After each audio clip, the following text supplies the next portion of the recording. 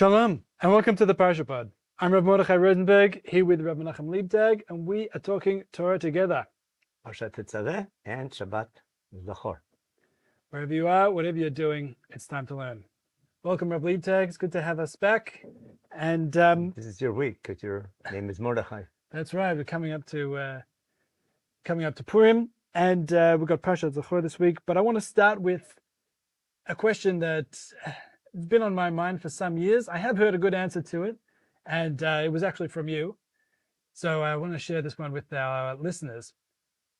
We have a pretty clear break between what's happening in this week's Parasha and last week's Parasha in terms of what happens with the Mishkan. We've got the vessels of the Mishkan and the walls last week, and we've got the clothes this week of the Kohanim. But then we have one of the vessels has been left behind. That's the Mizbeach, the incense altar. So the question is, what is the incense altar doing in this week's Parasha when it seems to have been left behind from last week? And if you ask Betzalel, he figured out your question and put it back where it belongs. Because in Vayikra Pekudei, when they put the Mishkan together, the incense altar, which is made out of gold, and located in the Kodesh, next to the menorah and the Shulchan, is all together. Mm-hmm. For some reason, it seems like sort of left over from the whole Mishkan. And here's one great example where you have to pay attention to what's called structure of the Parsha. Now, if someone asks you, what's the purpose of the Mishkan? What would you ask? What would you... To get close to God. Okay. To come and be reminded about the we have with Hashem. Well, if you ask Chumash, it's quite different. In the opening command, after collecting the money, Va'asu lemikdash v'shechanti b'tocham, make for me a sanctuary, so that I can dwell among them, not in the sanctuary, but among the nation of Israel. God wants us to make some edifice, some place, to remind us that God dwells among the people. But God doesn't need a place for himself to live, because God's everywhere. But rather, we need something in our midst to remind us that God's presence is in our camp, because we're representing the Jewish people. Now, if that's the case, when the whole edifice is built, when it's all finished, it should fulfill its function. And there's something very interesting right before the Mizbach Toret. As you mentioned, Parashat Truma was very organized. We had the vessels first in the Kodesh Kodeshim, in the Kodesh, with all the vessels made out of gold, covered by the Mishkan covering, by the Uriot, by the carpet cover. Then we had the courtyard, the Chatzer, with the altar in the middle.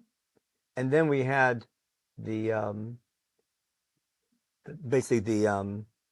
wall. Yeah, around the Chatzer. That was pretty much all last week's Parasha. Yeah. 27, 20, that's right. We're in the end of chapter 27. Mm-hmm. And then this week, we begin with the Big Day Kuna. And then we have the 7-day ceremony. Yeah. And then the daily offering. And when it's all over, then we get to Mizbach Torah, as you mentioned. But right before we get to Mizbach Torah, there's a summary of the whole unit up until now. And if you look carefully, in the end of Perek Chaptet, we have chapter 29. Chapter 29 first has this interesting 7-day ceremony, which we'll go back to, that turns the Kohanim into Kohanim. And then we're told about the daily Korban Tamid, once in the morning, once in the evening. And then we have a summary of this whole unit, where it says this Olat Tamid, in verse 42 in the end of chapter 29. This daily sacrifice for all generations is going to be placed in front of the tent of meeting, in front of God, where God's going to meet the Jewish people and speak to them. Right, so that's referring to the sacrifice that was brought on the large Mizbeach outside, but in the courtyard. In the courtyard, but facing the place representing God. Right in front of the door, basically. The outside altar, where we bring the daily Korban Tamid, the daily sacrifice, represents the Jewish people. Yep. Okay? The Kodesh Kodeshim, where the Aron is, represents God's presence. And the Jewish people and God meet, sort of in a buffered encounter, which is the Mishkan. To remember, as we mentioned last week, our encounter with God at Har Sinai, again, to remember the obligation and the commitment we made to be his people, and the understanding that God's in our midst, that we as the nation are representing God. Interesting. So the real meeting between the Jewish people and God doesn't happen in the Kodesh Kodeshim, it happens in the Kodesh. It's like God is in the Kodesh Kodeshim, it's like sitting on top of, like the top of Har Sinai. Right. And then we are on the Out bottom, by at the foot of the mountain, like at Har Sinai, Right. standing, bringing sacrifices. Right, as Yeah. they brought bottom Yeah. of Har Sinai. And they our brought leadership would sacrifices. go a little bit closer up into the Kodesh, Mhm. and bow down from a distance. But we're going to meet with a cloud in between us. Right. Yeah. So this buffered encounter that we had at Har Sinai, the question we had at Har Sinai, does God speak to the Jewish people directly? Do they see God, or will be a buffered encounter with a cloud between God and the people to protect them from the intensity of the Shekhinah? So it looks like now that everything's finished, I need something that forms that buffer between God and the people to make it sort of a protected encounter. We'll see why I'm using that word in a minute. Now, after we have this beautiful summary where God's going to meet his people, then it says in verse 44, "V'kidashit Ohel Moed, v'et hamizbeach v'et aron banav hakadosh hachayim." That's a summary, the Ohel Moed, the tent of meeting where we have all the vessels, and the mizbeach, the altar in the outside courtyard. And then Aaron and his sons, that's the 7 days of Miluim, 7 days of preparation, inauguration. Okay? He's going to sanctify, set aside to serve me. And then the big summary, which closes up the whole unit, verse 45, "V'shachanti b'toch b'nei Yisrael v'ayiti lehem Elohim." Remember the opening line was, "V'astu lemikdash v'shachanti." Now that the whole edifice is finished, when it's done, then "V'shachanti b'toch b'nei Yisrael," I'll dwell, and then I'll be their God. That's the phrase from the covenant of circumcision. Remember, back in Bereshit, when God picked Avram to become this nation, we made a brit lo lachad Elohim. He'll be our God, we'll be his people. And therefore, I need a reminder of that covenantal commitment. Right? And then we get in case you didn't know or figure it out, we end with verse 46, "V'yadu," the nation of Israel will know and understand and internalize, "Ki ani Hashem Elohechem," I'm Hashem, their boss, I'm their God. And that's why I took them out of Egypt. To dwell, l'shochni b'tocham, ani Hashem Elohechem. I'm Hashem, their God, their employer, as we explained before. We're working for God. But the reason I got involved in your history, put you into Egypt, took you out of Egypt, and got so involved in all your history, because I want a nation that's going to work for me. I need a headquarters. I need a center place in this nation to remember of this commitment between God and his people. Now, God promised to watch over us, but we have to promise to remember that we're in the service of God. And that's why all through Chumash we have, if we do our job, God will bless us and look over us. If we don't do our job, we'll be harshly punished.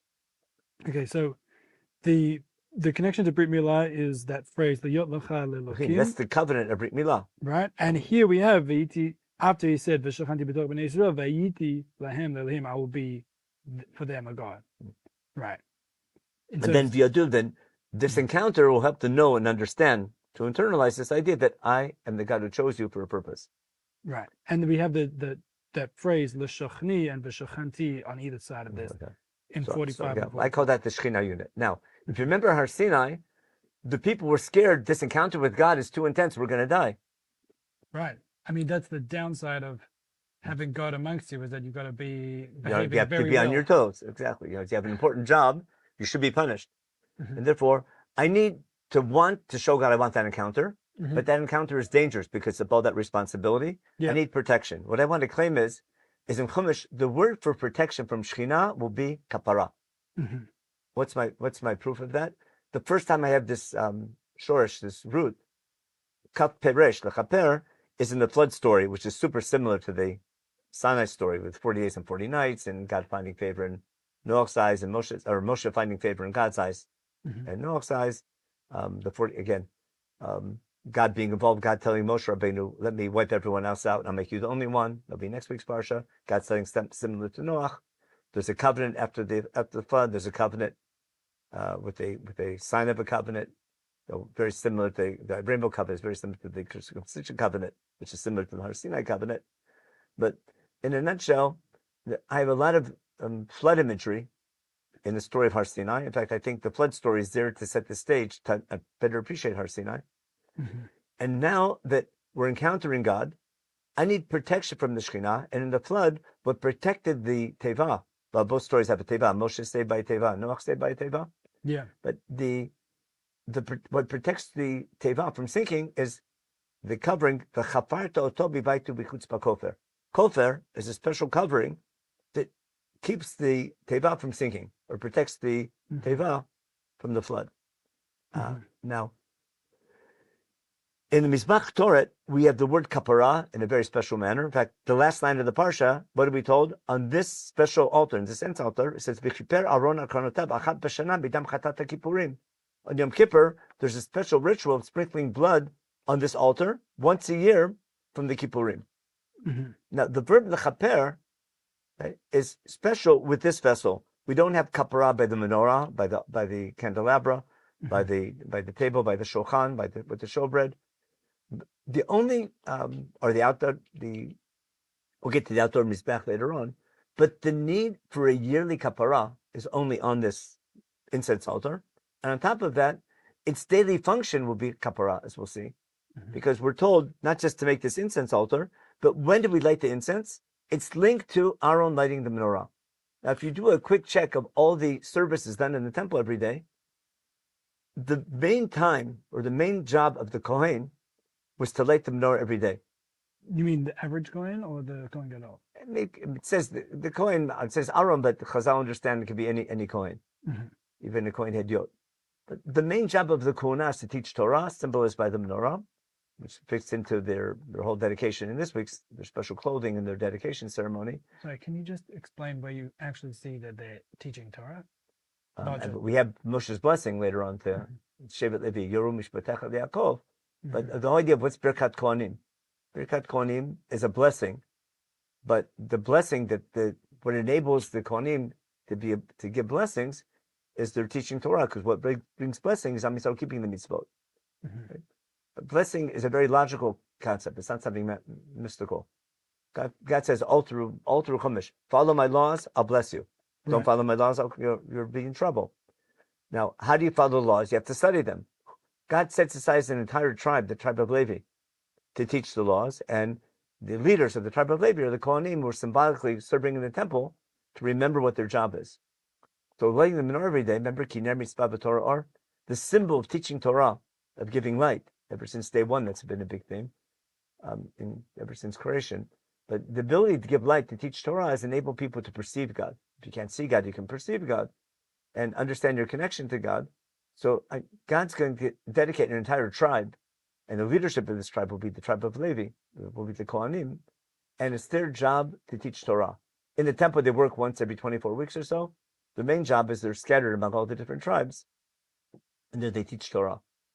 So lighting the menorah is the daily service we do in the temple, inside. That's symbolic of their job. But in order for the Kohen to enter the Kodesh, he needs a cloud. Just like Am Yisrael needed a cloud at Har Sinai, and therefore, before he enters the Kodesh, he brings the Ktoret, and we're told in verse 6, what's he do? We put the Mizbach Ktoret in chapter 30, in verse 6, in front of the Aron Haidut, in front of the Aron, which represents God, in front of the Kaporet. Remember, the Kaporet is a special cover over the Aron, with Kruvim that protects the Aron from us, etc. But it's protecting the place of Shekhinah. And Kruvim, remember, had in Gan Eden, they protect the way to the Eitz HaChaim. If the Eitz HaChaim is going to be replaced by the Torah, because remember, Eitz HaChaim in the Machazikim, chapter 4 in Mishlei, if what's going to enable us to have this eternal life or this eternal connection to God will be our Torah study and keeping the Torah, then to symbolize that our new Eitz HaChaim, our new tree of life, is this covenant we have with God. It's inside the Aron, the Torah, and the Brit, Luchot HaBrit. I have Kruvim that are guarding it. Right. And therefore, the Kruvim, again, on the cover, are called a Kaporet because they're protecting the place of Shekhinah. On the Prochet, which is the same letter as Kaporet, let me see the word Kaporet, embroidered on the Prochet are going to be Kruvim. That's the curtain, right? The curtain that divides between the Kodesh and the Kodesh Kodeshim. So we're always surrounded, when you enter the temple, by Kruvim as a sign behind this curtain, and underneath these cherubs, these Kruvim, is the place of Shekhinah. And we want to show our connection. We want to show we want to be close to God, but we want to show we're not worthy of that direct encounter, and we need protection from that encounter, and that would be Kapara. Now, once a year, I have super duper Kapara called Yom Kippur. But the fact that when Aaron enters every day, when the Kohen enters every day to light the menorah, he needs to bring Ktoret. That's what it says in verse 7. Viktir alav Aaron Ktoret samim babokar batibot neirot yaktirena uvelat orant neirot bein arbaim yaktirena Ktoret tamid litnei Hashem adorotechem. I'm linking lighting the menorah with the need to bring the Ktoret. It doesn't say when you light the menorah, bring Ktoret, rather.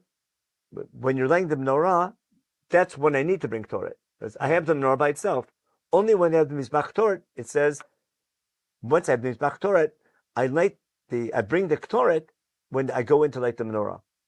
So the main commandment is lighting the menorah, because that represents the Shekhinah and our connection to God.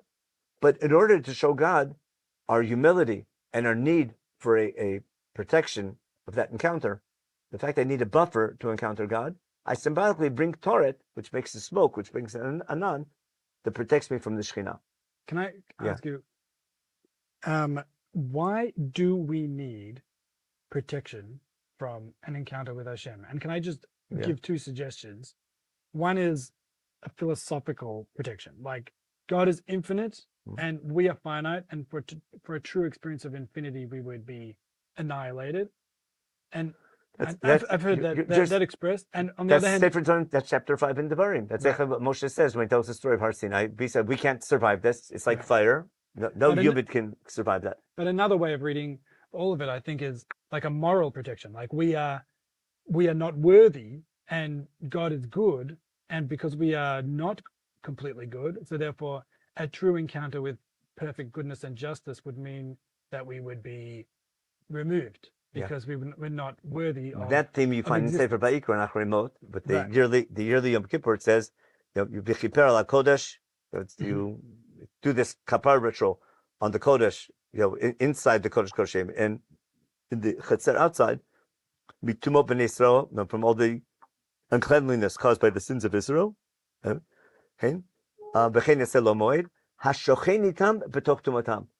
Because God dwells among them, even though we're tameh.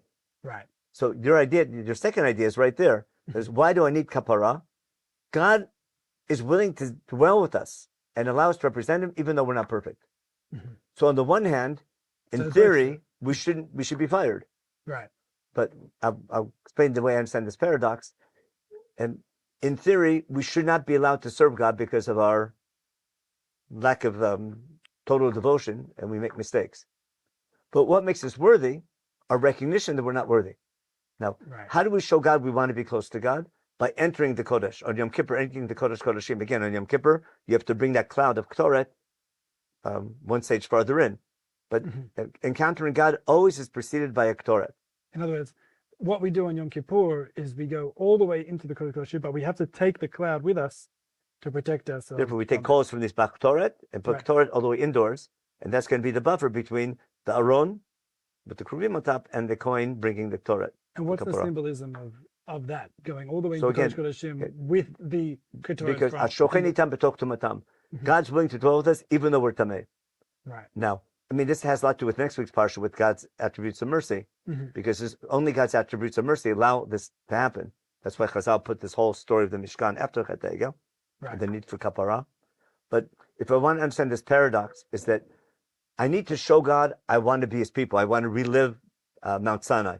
Therefore, symbolically, we encounter God every day in the temple, and once a year, a very close encounter. Right. But we have a daily encounter, and then a once a year, super duper encounter, reliving Har Sinai. So to show God I want to be His people, I play out this encounter in the temple. To show God I'm not worthy of that encounter, I need protection. So by the way, kfor in Hebrew, which is frost, protects the ground. When Yaakov brings that present to Esav, that will protect me from punishment. Kapara is always going to be protection from punishment. Right. Kofer the nefesh rotzeach, you deserve a death penalty. I can give ransom money, which protects me from a punishment. So I hear that you've explained how this sort of second interpretation, how the kapara protects us in that, according to that, the idea that we're morally unworthy, but because of our admission that we're morally unworthy and we're prepared to, let's say, learn from our mistakes, that makes us worthy. That makes us worthy despite our unworthiness. What about the other version? What you said is like borne out in Sefer Devarim about how God is infinite, we're finite, and how does the Ketoret or the Kapara protect us according to that? So that goes back to the question whether, had it not been for the sin of the golden calf, would we have needed all this Kapara ritual? No, we would have needed some temple, some edifice to remember our connection to God, but how protected would it have to be?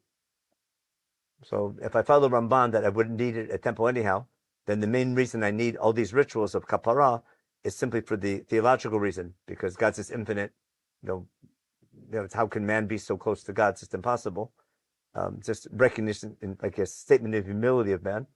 And in the second interpretation, if the Mishkan is after Chet Egel, and all these laws of Kapara are because of Chet Egel, then I need protection because God's allowing me a relationship that I'm not worthy of because of his Midot of Rachamim. Interesting. So it's almost like, if we take the Ramban's way, it's almost like we would have only needed the first Devarim type presence of the Kapara in order to protect us from and the... if I follow Chazal that we need, all this Mishkan things is after Chet Egel, it's reflecting this new relationship where God's Ashrochinitam, it's God's in our midst, even though we're in Amkshe, forgive us for our sins. Right. Which is, again, after the flood, you have something similar where God says, even though man is bad, but he's bad only from his youth, he can learn from his mistakes and he won't destroy us again. Nice. So we've got a hint to Yom Kippur here. Yeah, but that's why it's mentioned at the end of the thing. Now, Chazal say, remember Purim Kippurim. Yeah. That's a whole... So the question, why would we need protection from God in Persia? Protection from God. Yeah, we would need protection from Haman. Yeah. From Haman, because he's our enemy. The question is, we always talk about seeing the hand of God in the Megillah, in our salvation, or being saved. The question is, do you see the hand of God in our almost punishment? When there's a letter out that the Jewish people are about to be destroyed, and it's time, it's a call to do tshuva, the fast day, etc. Are we supposed to just turn to God again as consumers, come and save us from our enemy? We're your people, or are we supposed to ask ourselves, why is God about to destroy us?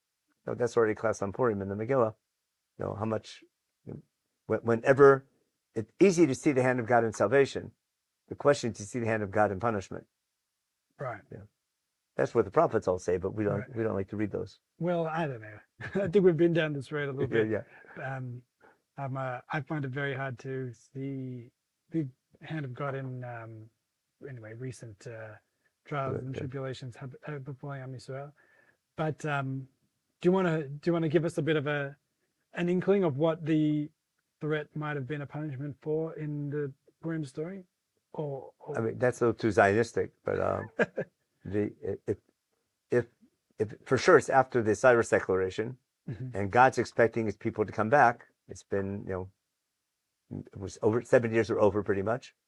It's time for the Jewish people to come back, and we're still in Persia. So the Cyrus declaration happened for sure as before. Now, how much? So just to clear up, that is basically the declaration being that the Jews can come back from exile and build their temple and come back to the land.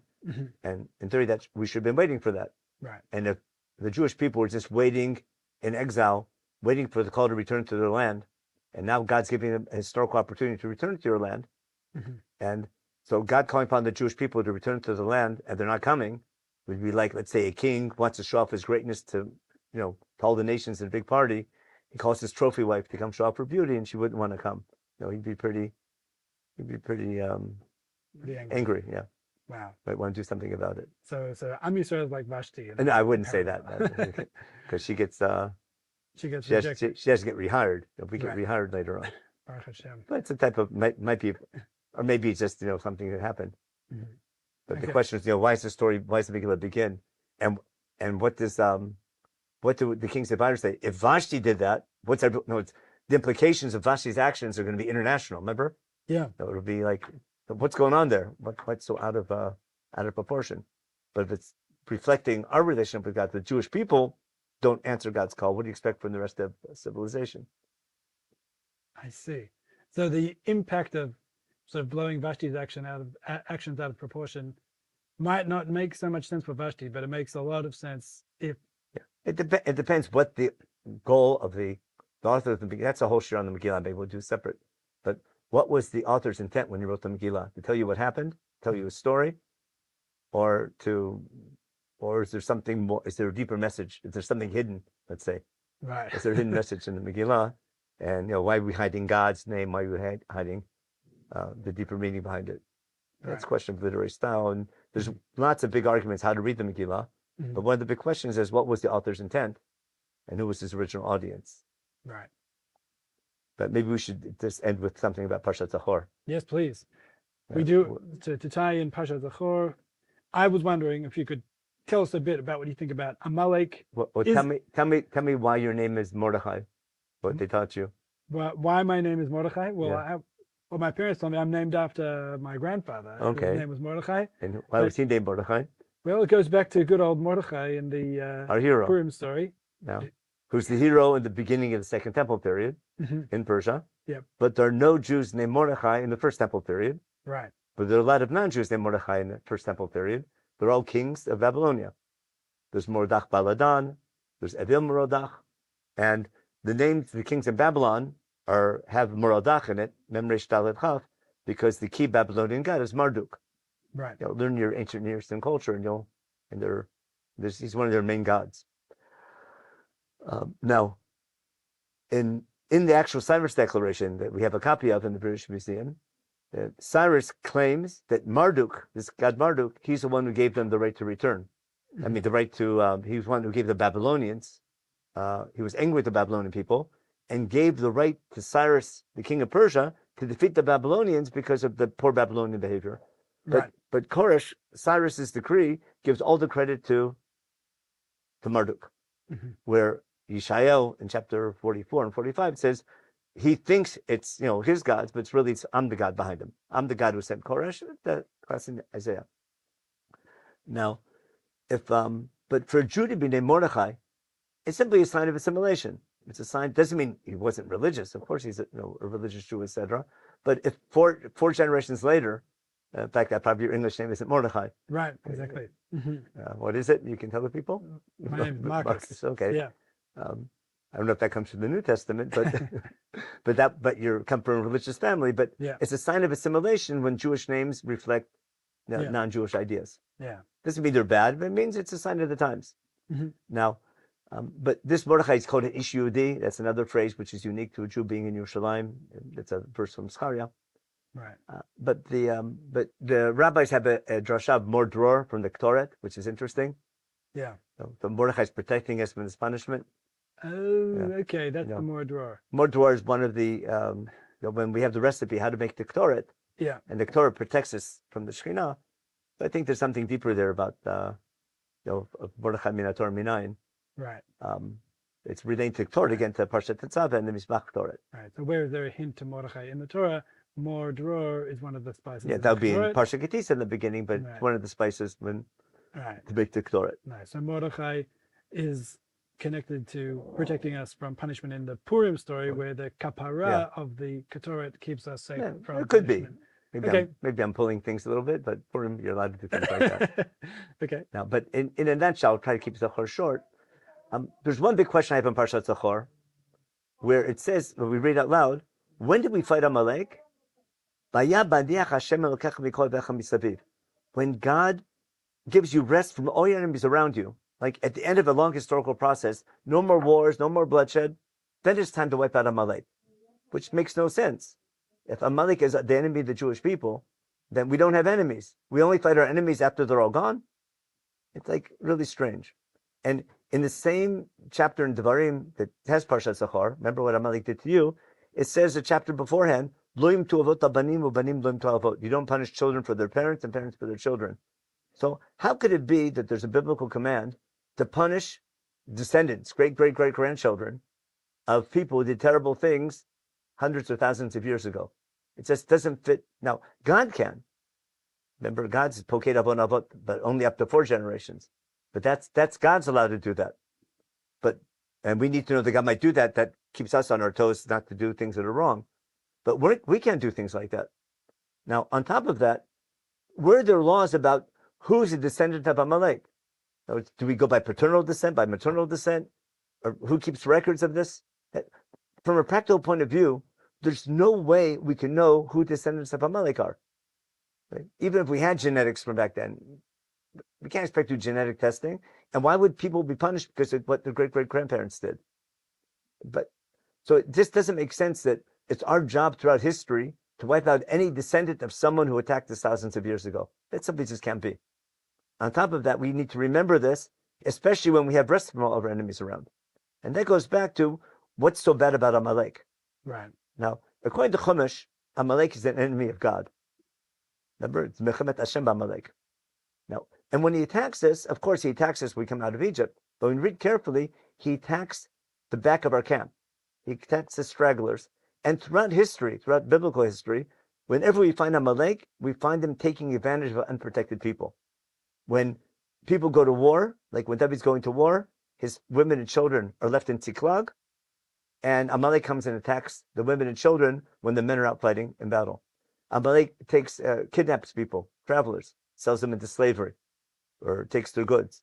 But Amalek doesn't have a specific land. There's no country called Amalek. They're a nomadic tribe. They hang out on the international trade routes. They're the desert areas. That's why they hang out in the Negev a lot. On the Negev, there's a lot of transport and trade between Egypt and Mesopotamia, and down to along the spice route, etc. So Amalek is a nomadic tribe whose very living is made on attacking unprotected people. Now, that behavior is disgusting in the eyes of God. And that type of behavior, as God's people, we have to fight that type of behavior. Now, if it's a type of international piracy, the way I understand it is that phenomena like Amalek, like bandits of people taking advantage of unprotected people, that cannot be stopped by an individual. An individual can either not travel or have or pray or hire an armed guard or something, but an individual can't protect himself from Amalek. Right. Now, we need to remember what they did to us so we don't do that to others. The idea of being sensitive to less fortunate people, definitely not to take advantage of unfortunate people, right. Not to do oshek, not to use leverage and things like that. That's a big Jewish thing. But all the Zakhors, all the memories in Chumash, remembering what happened, you were slaves in Egypt, remembering you were strangers in someone else's land, is transformative memory that shapes your behavior. Remember that? We had that back in Parashat Mishpatim. We'll have it all through Sefer Devarim. Remember what God did to Miriam. What's to remember how bad Miriam was, rather remember not, for you should speak Lashon Hara. Remember what happened to her, even though she was a righteous lady, but that reminds you that you should not speak Lashon Hara. Remembering Shabbat. But all the memories, Ramban explains this beautifully, all the memories in Chumash are memories that are transformative, that shape your behavior. So if I need to remember what Amalek did to us, it's not just out of vengeance, let's kill these people. It's first and foremost to make sure I don't do things like that. Yeah. Now, when is it possible to wipe out a phenomena like international piracy? That's something to only be done by a sovereign nation with an army. Like the British Navy wiped out the pirates of the Caribbean. The international piracy was ruining international shipping. And the British Army was able to get rid of it because they were the British Navy. Or like America with the exactly. in the Red Sea. When you have people like who attack ships, unprotected ships, I need an army like America or like what England used to be, maybe. That's true. When I was making Aliyah, we had to send our stuff from Australia to Israel. They had to go the long way around because of the Houthi pirates in the Red Sea. They had to go all the way around Africa. Right. And therefore, no individual ship can protect itself against that. Mm-hmm. You have to take the bypass route. Yeah. Only a sovereign country with an army can do that. Mm-hmm. Yeah. Now, therefore, once we have rest from our enemies, in the story with Shaul, for example, it's right after Shaul defeated all the enemies around us, up north and around Ammon, etc., and he had rest. Then God tells him, now that you have rest from your enemies, now it's time to fight Amalek, who are causing havoc in the Negev. Mm-hmm. Remember, Amalek in the time of Shaul is being punished, not for what their great-grandparents did, but for what they're doing. They're stealing from people. We see that all through Sefer Shmuel. Amalekites are robbing people, stealing from people. They themselves are sinners. And now that we have a king with an army, it's our job as a sovereign nation in the Middle East to use our military strength as God's people to wipe out unjust behavior, like almost international type policemen. Mm-hmm. It's a type of a virtue. Right. So it's not an old vendetta killing people that did nothing wrong because who their great grandparents were. That goes against every theme in the Bible. But rather, it's using your sovereign power to help civilization and get rid of evil type behavior. Now, even if you can't fulfill it, you have to remember, and like any memory, to remember you don't do that. Remember that that's your responsibility. But Amalek is an enemy of God because of their behavior. Now, not because of who their parents were. Not because of their parents. It's not. It just doesn't fit with the rest of Chumash. We don't punish. It says so right beforehand in the same parak, right parak before, in the same unit in Sefer Devarim, that children are punished for their parents and parents not for their children. We can't do that. So how do you see that connected to Purim? Why do we read Parashat Zakhor now? That's already custom, but my understanding is the first letter that Haman sends out is that in the Persian Empire, which gave protection to all of its citizens, on one day of the year, every Jew in the entire Persian Empire, by definition, by law, is unprotected. Isn't that the letter? Yeah. Because why can't anyone come and rob a Jew or hurt a Jew any other day of the year? Because you're protected. So there's an official edict on this specific day. Any Jew in the Persian Empire, you can do whatever you want to them, and you won't be punished. You don't have to do that, but you're allowed to. Now, someone taking advantage of that edict, there's Amalek right there. There's advantage of the unprotected people. Now, the second letter allows the Jews to protect themselves. Yeah. That leads to the war. But anyone wanting to take advantage of that edict, that on this day the Jews are not protected, I think that fits in nice. I don't think it's just because of who his great grandparents were. Mm-hmm. Now, again, I don't need a special law to tell the Jewish people if you have an enemy, you have to defend yourselves. That's obvious. Of course, you have to. If any nation attacks us, we have to protect ourselves. That's common sense. But I don't think Amalek is telling us a military strategy. When you have an enemy, you have to wipe out all women and children. No, I don't think Amalek is giving us military advice of totally wiping out your enemies and having no mercy to them and things like that. That doesn't fit the rest of prophetic Judaism for sure. I see. So people who read that kind of message into the words, Amalek, get rid of any vestige, any memory, any remnant of Amalek. How do you read those words differently? Listen, if there's an eternal message to wipe out Amalek, then it should be a one-time commandment. Do it and it's over. How come it's an eternal commandment? Because if Amalek is something genetic, I did the job, I finished. If it's a way of life, if it's a sort of has spontaneous generation. In every generation, there are people like that. They take advantage of unprotected people. They make a business out of it. So we have to remember that, and for sure we shouldn't do that. Remember, we were mistreated as strangers and slaves in another country. Therefore, don't treat our workers that way, and don't treat our strangers that way. No, it's remembering what other people did to you to make sure you don't do that to others. That's first and foremost. And on top of that, the need that once you have the ability to wipe that out, as God's people, if they're God's enemies, we have to fight them. Now, again, some people say, I know it's very popular that any enemy of the Jewish people becomes Amalek, and therefore that gives you the right to wipe them out and with no questions asked and things like that. I just don't think, I understand where that's coming from. I don't think it's a necessary interpretation of what Amalek is about. I understand why it's very popular and it catches on, and I'm in no position to say it's wrong, but I'm wary when, in my study of prophets, I don't see that as a major prophetic message. But the prophets are saying when we have enemies, it's a wake-up call that we have to figure out what we're doing wrong. Mm-hmm. And usually it's because we're not treating unprotected people properly and things like that. We're not being kind enough to within our society. Wow. So the number one message of wiping out any vestige of Amalek is actually wiping it out from within. That's every Chassid Rav will tell you that everyone's got a little Amalek inside of them, and you have to wipe that out. That's it's built for Chassidut, that idea. Right. There's a lot to that. Mm-hmm. But again, I don't think it's coming to teach us military strategy, how to run an army, and what to do with your enemies. Now, I'm not saying, of course, you have an enemy, you have to fight them and defeat them. But the question is how you fight. There's in Chumash, there's laws of war. And when you go to war, first you suggest peace. Remember, that's in Devarim as well. And you give way to people to run away. Now, it could be there's collateral damage when you go to war that innocent people are killed. But that's a legitimate approach. Sometimes a necessary evil thing you might have to do, but it doesn't become a way of Jewish life that we have an enemy just wipe every single person out, women and children, no matter who they are or what they did. Mm-hmm. Okay. Wow. Thank you so much, Rav Leib. So much to think about. We've got to be protected from an encounter with the Shekhinah, the divine presence, and we've got to make sure we remember to wipe out all the exploitation of the vulnerable. Thank you very much. Thank you for joining us. Please like, subscribe. You can send us your questions by commenting on the video, and please also consider donating or sponsoring an episode with the link in the description. Thank you so much, and stay tuned for a special Purim episode coming in a few days. Shabbat Shalom.